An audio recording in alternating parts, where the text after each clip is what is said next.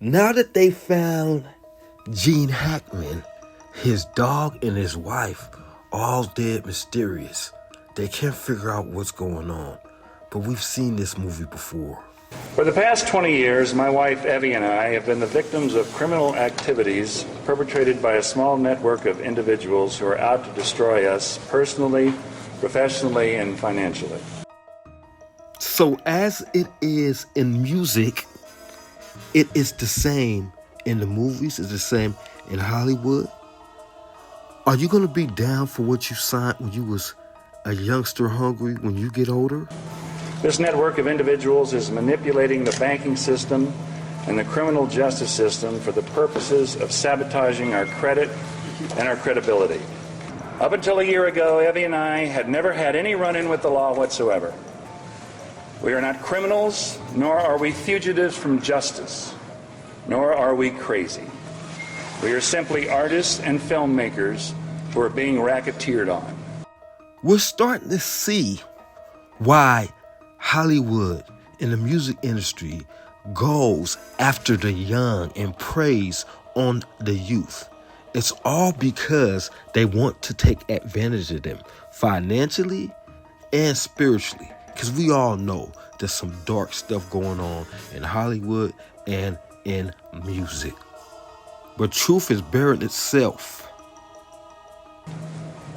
We believe there are to be a malignant tumor of star Wackers in Hollywood.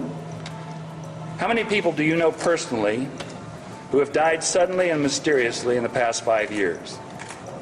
I have personally known 8 actors, all of whom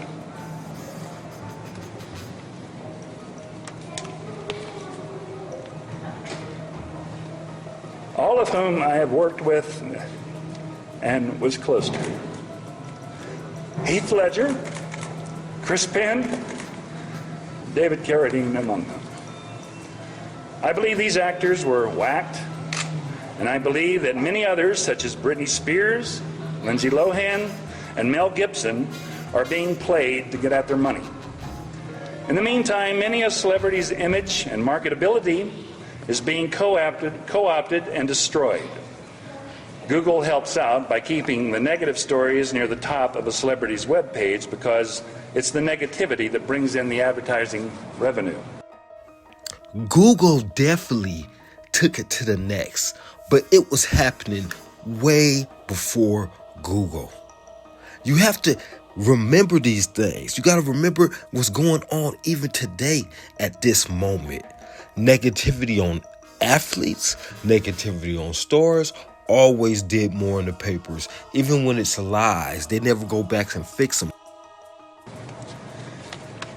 In my own case, my ex-attorney Lloyd Braun has joined this tribe of bottom feeders by creating his own celebrity gossip website. What is wrong with that picture? When your own attorney starts defaming you, who do you turn to defend you? Lloyd Braun also claims to have come up with the idea of The Sopranos, so he's obviously familiar with the ways and means of organized crime.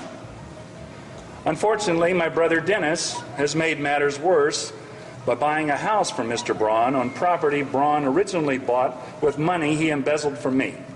I've done a show called Surrounded by Enemies, which ended up turning into a show called Gang Stalking that really goes into this. This isn't nothing new. It's just confirmation.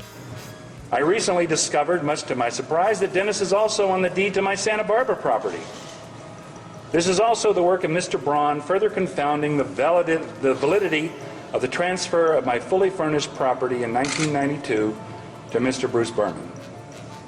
I have earned approximately $40 million throughout my career. I have profit participation in some of my films. I am being embezzled from by this monstrous ring of accountants, estate planners, and lawyers who are mercilessly slandering me and trying to kill my career, and I believe murder me in order to gain control of my royalties. I wish to return to only one thing: work. So does your client plan on attending the hearing next week in Santa Barbara? My client is intending to comply with the law in both jurisdictions, and we are going to spend the next couple of days strategizing how to best achieve that. Will that not compromise your refugee? It may. We have a number of options available to us now, some of which existed before he made a refugee claim and some which arose yesterday. So we're going to take a look at the best options, and it may be that we do abandon the refugee claim. So in favor of citizenship application and sponsorship? There are numerous options. Work permits, permanent resident status, there are all sorts of options. This is what we need to discuss in Liberty. And do you understand how paranoid and delusional your client sounds? You see how nasty they are? That was disgusting. After all he said, after tearing up, after putting it all on the line, and still trying to hold some dignity and trying to get some work, you see how the media pounced on him with that madness he said? Do you understand how delusional your client sounds? What are you talking about?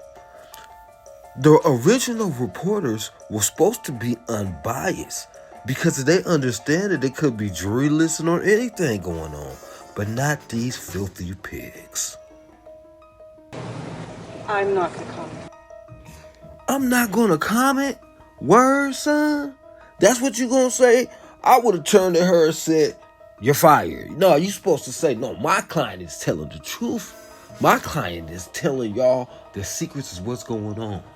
Moral of the story is, you never know who exactly is with who. And I see something I've never seen before. 3-card Monte. You know what that is? Yeah, the guy had the whole thing. The table was set up, and he had the 3 cards, and the crowd was hooting and hollering, and he was like, find the red card, and people were playing. Sometimes they win, sometimes they lose, but it was really exciting, and I'm standing there watching it, and I noticed while I'm watching them play this game that the red card, the one you're trying to find, had just a little bend on the corner. And I'm watching it, and I'm like, yo, this guy doesn't seem to know that red card is bent. I'm gonna beat this motherfucker. And I walked up to the table and I said, let me play a hand. And I put my last $60 on that table, and he starts to shuffle and find the red card, find the red card. And I kept watching that bent card go around the table, make sure I kept my eyes on that bent card. And when he stopped shuffling and he said, find the red card, I pointed to it with confidence. Here it is right here. And he flipped it over, and it was black. I sat there, and I watched him for a real long time play the game. And I realized that all those people who was doing all that hooting and hollering and betting, my God, they were his friends. They were in on the whole thing. I felt so wronged. I felt so stupid. And then the next sucker came up to the table and was about to put his money down. And I said, fuck that, man. Don't put your money there. All these niggas is in on it. Taking a man's livelihood away from him is akin to killing him.